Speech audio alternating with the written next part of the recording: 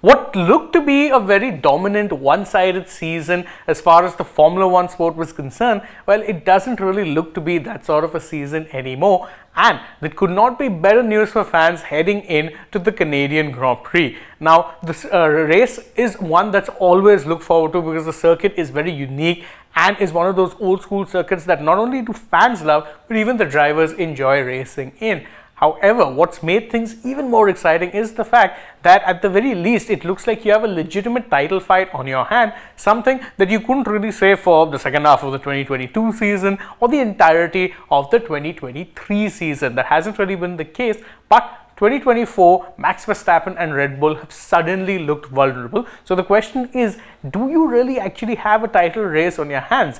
The answer is it's too early to tell, but the signs are very, very promising. Why do I say that? Well, that's because the last three F1 races that we've had have seen three different winners. You had the Emilia-Romagna Grand Prix, which Max Verstappen won. Then you had the Miami Grand Prix, which was won by Lando Norris. And then the Monaco Grand Prix that was won by Charles Leclerc. So, Norris and Leclerc, as things stand, are being seen by Red Bull as legitimate title contenders and a threat to the kind of easy-peasy dominance that Red Bull have established over the past couple of seasons, wherein Max Verstappen coasts to victory, and because he wins more often than not, pretty much ensures that they'll be able to get the Constructors' Championship as well, even though their second driver, Sergio Perez, who incidentally has been re-signed for the next season.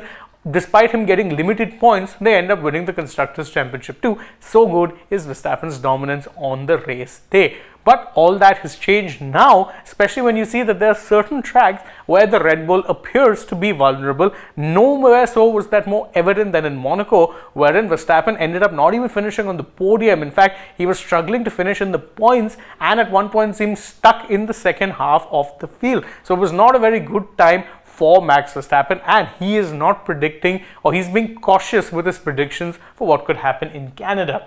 When he was speaking to the media, he said that, look, we'll just have to wait and see how it is that our car reacts in Canada. It'll probably not be our best weekend there, although it will be a bit better than Monaco. Now, not the best weekend, but a bit better than Monaco would suggest that Red Bull, at the very least, will be in podium contention, but that is not even taking into account the fact that Red Bull and, Ferrari and McLaren would actually have a couple of tricks up their sleeves as well. This is just his assessment on Red Bull. We don't know whether that track will have characteristics that will suit the Ferrari car, could bring the McLarens in, or even, and this is a long shot, the Mercedes team, who have been making upgrades to the car, may very well find something on that street, because again, it is in some ways, you can say, similar to how the previous tracks are. It's not as traditional, it's a little bit on the bendy side. So you could very well be seeing a very open race, which again is not something you've been saying a lot in this particular ground effect era since 2022. It's usually been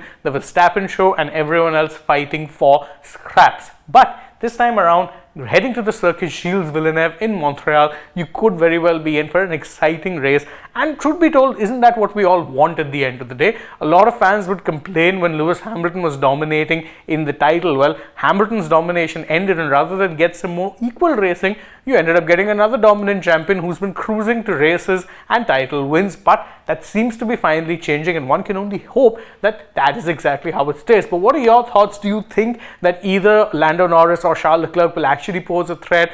Do you think that Verstappen will be vulnerable? Will the Red Bull chaos that's happening behind the scenes manifest on the track? You can let us know the answers to these questions in the comments below, and don't forget to like this video, share it with your friends, subscribe to the channel, tap that bell icon, follow us also on social media. We're on Instagram, X and Facebook. Don't forget to download the AajTak app, and if you're already on the channel, go ahead, check out some other videos we've done as well. For now, from my side though, it is goodbye.